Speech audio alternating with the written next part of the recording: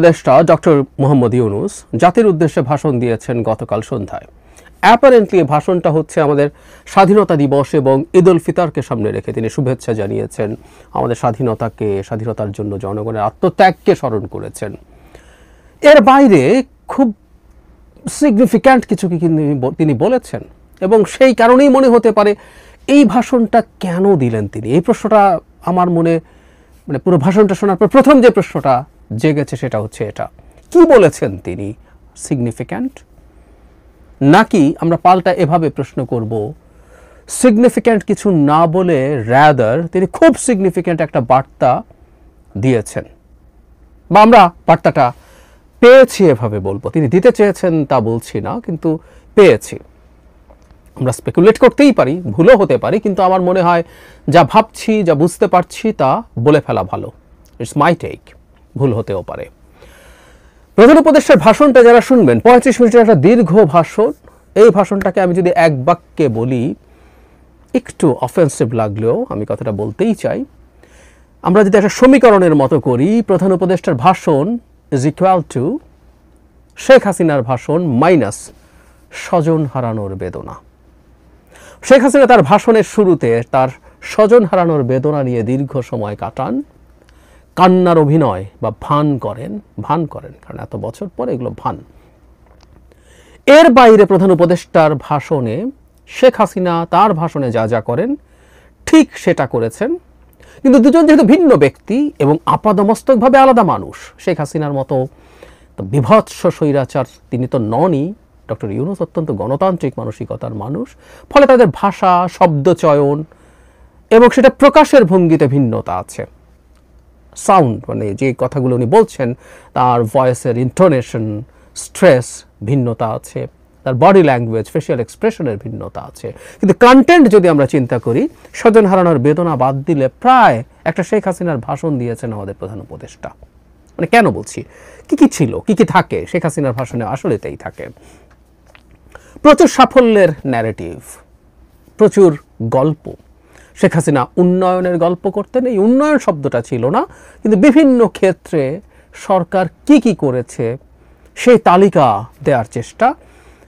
এবং আমার কাছে মনে হয়েছে যে তালিকাটা লম্বা করার জন্য এমন বিষয় ওখানে দেয়া হয়েছে যেটা প্রধান উপদেষ্টার মুখে বলার কোনো কারণ ছিল না।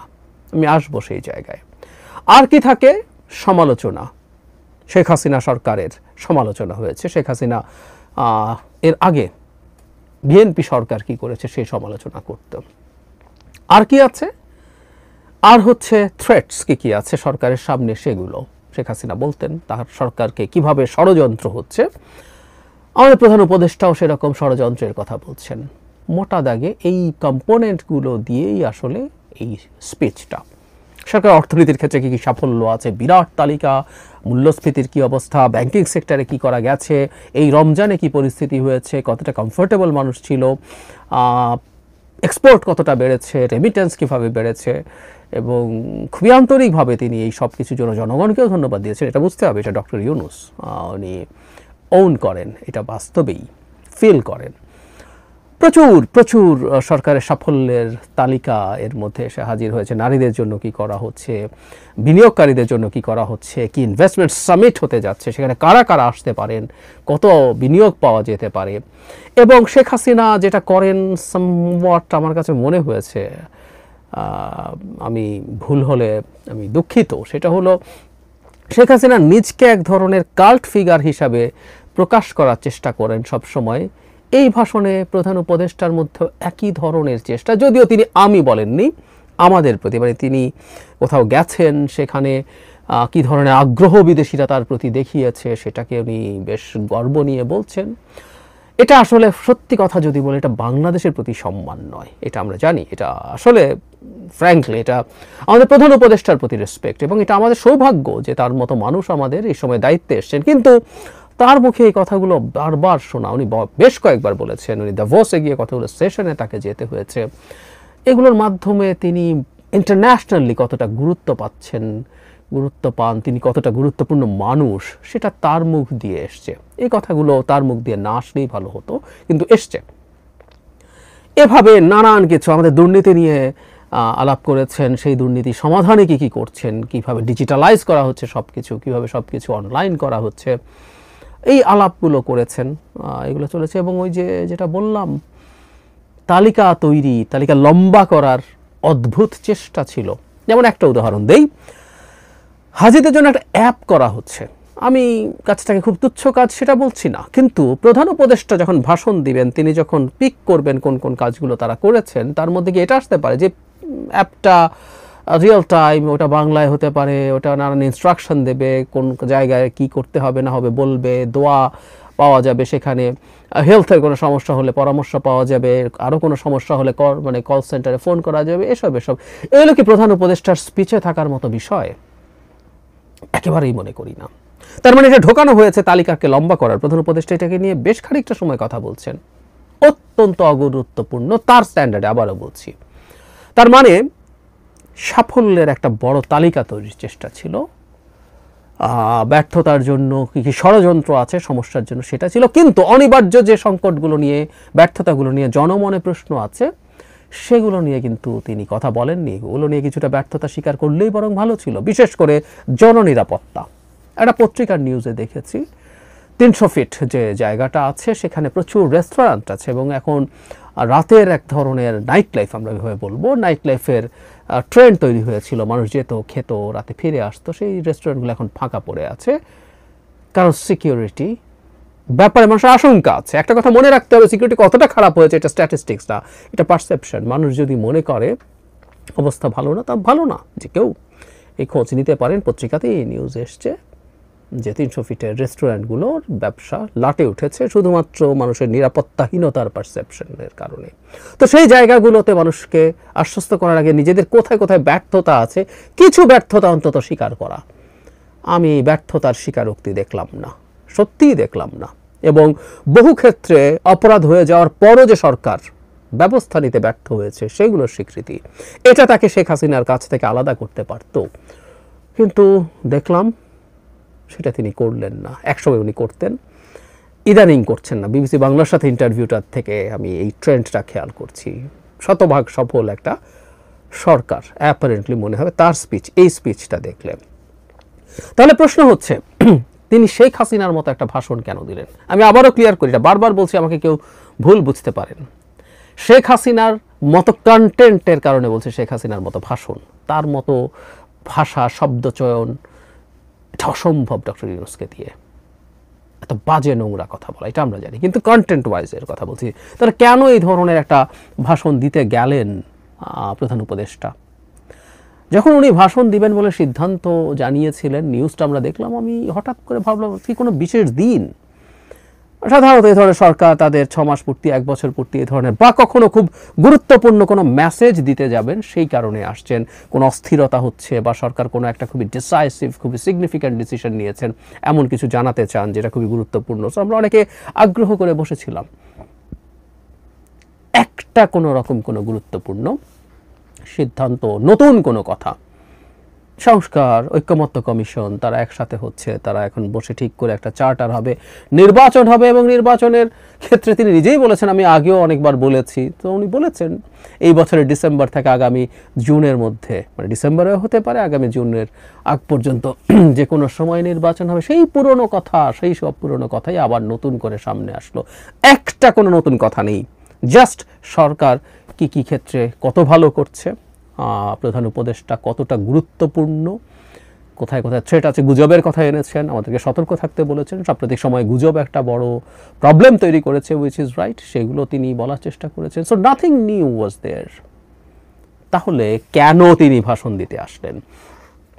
26শে মার্চকে মাথায় রেখে বা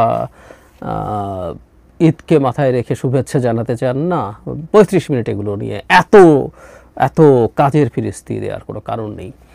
আমরা জানি যে আমরা সরকারকে সমালোচনা করছি অনেকেই, যে সরকার ঠিকমতো কাজ করতে পারছে না, সরকার যতটা এফেক্টিভ হওয়ার কথা, এফিশিয়েন্ট হওয়ার কথা, সেগুলো করছে না। যে গ্রাউন্ডগুলোতে বলছে সেই গ্রাউন্ডগুলো আসলে এখনো একই রয়ে গেল। সরকারের একদম কোনো সাফল্য নেই, কেউ বলছে না, সাফল্য আছে, নিশ্চিতভাবেই আছে। আরও কি করা যেতে পারত, কতটুকু হতে পারত, কতটুকু হওয়া উচিত ছিল নিজের পক্ষে, সেই আলাপগুলো আমরা করি।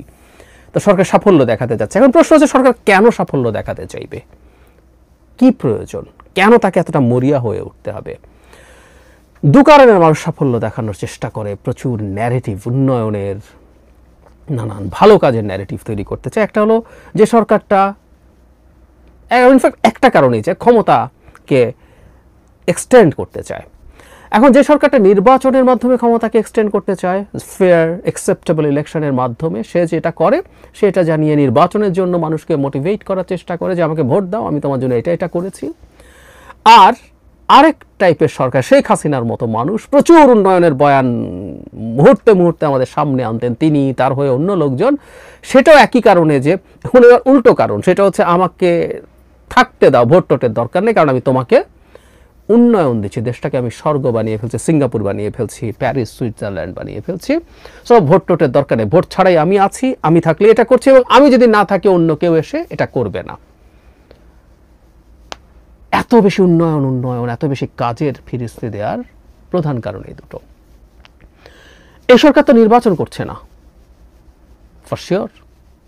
তাহলে আরেকটা প্রশ্ন যেটা আসে, এই সরকার কি তার ক্ষমতা আরো দীর্ঘায়িত করতে চাইছে নির্বাচন না দিয়ে? এই প্রশ্নটা আমি করলাম, খুব সফটলি করে রাখলাম, কারণ মনের মধ্যে প্রশ্নটা এসছে, প্রশ্নটা তুলে রাখা দরকার আছে। না হলে কেন একটা সরকার অনেক ভালো কিছু করছে এই ন্যারেটিভ মানুষের সামনে আনতে হবে? এই বছরের মধ্যে খুব ভালোভাবে নির্বাচন হয়ে যাওয়া সম্ভব, এবং সো-কল্ড বড় প্যাকেজের সংস্কার হলেও এই বছরের মধ্যে নির্বাচন হওয়া সম্ভব, খুব ভালোভাবে সম্ভব। এটা নিয়ে তো খুব স্পষ্ট রোড ম্যাপ চলে আসতে পারতো, আসেনি তো। আর বড় প্যাকেজ বাদ দেই, বিএনপি খুব ক্লিয়ারলি বহুদিন থেকে, প্রথম দিন থেকে বলছে, আজও বলছে যে তারা বড় প্যাকেজের সংস্কার চায় না, তারা সংক্ষিপ্ত সংস্কার চায়, শুধুমাত্র নির্বাচনের সাথে রিলেটেড সংস্কারগুলো চায়, তারপর নির্বাচন চায়। এতে বিএনপির সমালোচনা হচ্ছে, অনেকে করছেন। এনসিপি বিএনপির সংস্কার প্রস্তাবনা নিয়ে তার অবস্থানকে ক্রিটিসাইজ করছে, ফাইন, রাজনীতিতে এগুলো হবে, এগুলো হওয়াই উচিত। কিন্তু তো বলেছে, সো যদি ন্যূনতম সংস্কার চায় তাহলে ডিসেম্বরে নির্বাচন না, কেন? তার রোড ম্যাপ কেন না? এ সরকারের কাজ হচ্ছে এখন নির্বাচনের দিকে দেশকে নিয়ে যাওয়া। সে কত উন্নতি করছে সেটা রীতিমতো প্রধান উপদেষ্টার মুখ দিয়ে বলানোর তো কোনো প্রয়োজন আমি দেখি না, একেবারেই দেখি না। কেন তাহলে এটা? দেশের নির্বাচন কবে হবে, কি হবে, নানান গুজব চারদিকে ছড়িয়ে। যে গুজবের কথা প্রধান উপদেষ্টা বললেন, উনি ওনার মুখে এই স্পিচেই বলেছেন ডিসেম্বর থেকে জুনের নির্বাচনের কথা, কিন্তু পরিস্থিতি যদি এমন ঘোলাটে করে ফেলা হয়, চেষ্টা তো হচ্ছেই, দেখছি আমরা, যে সে নির্বাচনের দিকে যাওয়ার চাইতে তখন আবার নতুন বয়ান তৈরির সুযোগ হয় যে নির্বাচন তো হওয়ার কথাই ছিল, কিন্তু এই পরিস্থিতিতে, এই প্রেক্ষাপটে কি সম্ভব? যোগ করবে জনাব নাহিদ ইসলামের একটা কথা, আপনাদের অনেকে নিশ্চয়ই মনে আছে, এনসিপির আহ্বায়ক, দেশের আইনশৃঙ্খলার অবস্থা এবং আইনশৃঙ্খলা রক্ষাকারী বাহিনীর অবস্থা নির্বাচন 1 বছরের মধ্যে করতে পারবে সেই অবস্থা নেই বলে অলরেডি আওয়াজ আছে। সো আইনশৃঙ্খলা যদি এমন জায়গায় চলে যায়, দেখানো যায় অ্যাটলিস্ট, নির্বাচন হবে? এই প্রশ্নগুলো নানানভাবে আসছে, এবং আমরা একটা ডেলিবারেট চেষ্টা দেখছি দেশে একটা অ্যানার্কি তৈরি করার, দেশকে ডিস্টেবিলাইজ করার চেষ্টা করার, এবং অনেক ক্ষেত্রেই এমন সব জায়গায় এমন সব ঘটনা ঘটছে যেগুলোতে খুব স্পষ্টভাবে মনে হয় সরকারের একটা অংশ এই চেষ্টার সাথে, এই ডেলিবারেট প্ল্যানিংয়ের সাথে এবং এক্সিকিউশনের সাথে জড়িত। হ্যাঁ, আমি স্পষ্টভাবে বলেছি কোন কোন জায়গাগুলোতে হয়। আমি নিশ্চিত যে ভবিষ্যতে একই ধরনের আরও ঘটনা ঘটবে। সো ওই ধরনের পরিস্থিতির সাথে সরকার ভীষণ সফল, এই আলাপ সামনে আনা, সফল সরকারের কি অনেক দিন ক্ষমতায় থাকতে হবে, বা কেউ কোনো জায়গাতে আওয়াজ উঠুক, কারণ এই আওয়াজও ওঠা শুরু করছে, ডক্টর ইউনূসের সরকার 4-5 বছর থাকতে হবে, ইভেন্ট খোলা হচ্ছে, এগুলোকে উস্কে দেওয়ার জন্য। আমি আমার চিন্তাটা জানিয়ে রাখলাম, এই প্রশ্নগুলোর জবাব আমরা ধীরে ধীরে পেতে শুরু করব। আমি যদি ভুল প্রমাণিত হই, যে প্রশ্নগুলো করেছি এগুলোর উত্তর যদি না হয়, উইল বি ফাইন, কিন্তু উত্তর যদি হ্যাঁ হয়, আমাদের। আসসালামু আলাইকুম প্রিয় দর্শক শ্রোতা, ইতিমধ্যে স্বরাষ্ট্রমন্ত্রী মুখ খুললেন। তিনি বলছেন প্রশাসনের রোগ হলো দলীয় নেতাকর্মীদের তেল দেওয়া। স্বরাষ্ট্রমন্ত্রী, স্বরাষ্ট্র উপদেষ্টা লেফটেন্যান্ট কর্নেল জেনারেল অবসরপ্রাপ্ত জাহাঙ্গীর আলম চৌধুরী বলছেন, আমাদের প্রশাসনের একটি রোগ জারি হয়ে আছে, তা হলো ক্ষমতায় কে আসতে পারে সেই বাস্তবতা থেকে সে দলের নেতাকর্মীদের আগাম তেল দেওয়া।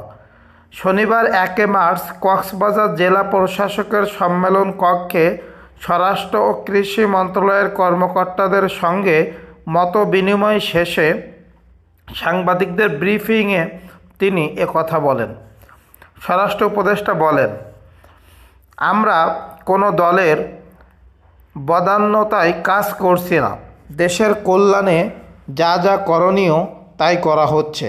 প্রশাসনের কাউকে কোনো দপ্তর থেকে বলে দেওয়া হয়নি অমুক দলের লোকজনকে সহানুভূতি দেখাতে। তিনি বলেন, বিগত কয়েক বছরে মিয়ানমার অভ্যন্তরে চলমান সংঘাতের জেরে বাংলাদেশ মিয়ানমার সীমান্তে স্পর্শকাতরতা অনেকাংশে বৃদ্ধি পেয়েছে। সাম্প্রতিক পরিস্থিতি বিবেচনায় বাংলাদেশ মিয়ানমার সীমান্তে একটি ব্যাটালিয়ন স্থাপন সময়ের দাবি ছিল। এরই প্রেক্ষিতে সীমান্তে নজরদারি ও তৎপরতা বৃদ্ধির লক্ষ্যে কক্সবাজারে উখিরিয়ায় একটি বিজিবি ব্যাটালিয়ন প্রতিষ্ঠা করা হলো। স্বরাষ্ট্র উপদেষ্টা বলেন, বাংলাদেশ মিয়ানমার সীমান্তের নিষিদ্ধ নিরাপত্তা, অবৈধ অনুপ্রবেশ, মাদকদ্রব্য, অবৈধ পণ্যের চোরাচালান প্রতিরোধ ও সন্ত্রাসী কর্মকাণ্ড সহ যে কোনো আন্তর্জাতিক সীমান্ত অপরাধ দমনে উখিয়া ব্যাটালিয়ন গুরুত্বপূর্ণ ভূমিকা রাখবে। এ সময় কক্সবাজার চকরিয়া থানার ভারপ্রাপ্ত কর্মকর্তা ওসি মঞ্জুর কাদের ভূঁইয়াকে 24 ঘন্টার মধ্যে প্রত্যাহারের নির্দেশ দিয়েছে স্বরাষ্ট্র উপদেষ্টা। চট্টগ্রাম রেঞ্জের ডিআইজিকে ফোনে এ নির্দেশনা দেন তিনি। আসসালামু আলাইকুম প্রিয় দর্শক শ্রোতা, ইতিমধ্যে ওবায়দুল কাদেরের মৃত্যুর খবর নিয়ে রহস্যজনক একটি তথ্য জানা গেছে।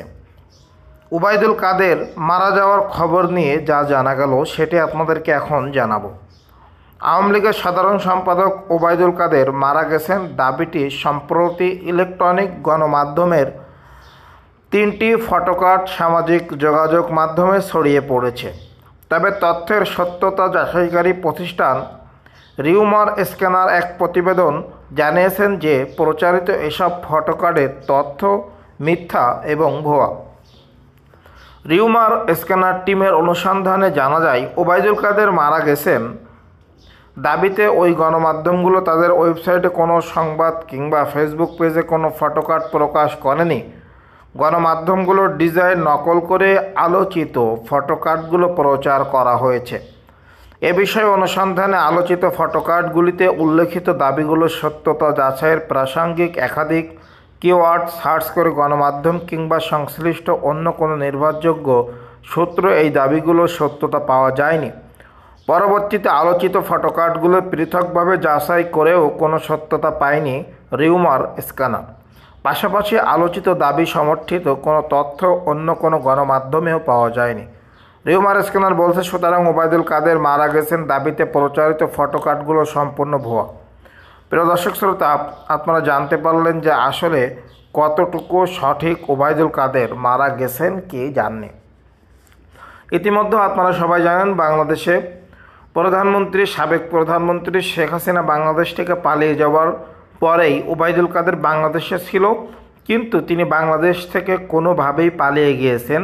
যে কোনোভাবেই বাংলাদেশ থেকে তিনি পালিয়ে গিয়ে অন্য একটি দেশে সেখানে স্থানান্তর হয়েছেন। প্রিয় দর্শক শ্রোতা, সকলকে অসংখ্য ধন্যবাদ। আসসালামু আলাইকুম ওয়া রাহমাতুল্লাহি ওয়া বারাকাতুহু। আল্লাহ হাফেজ।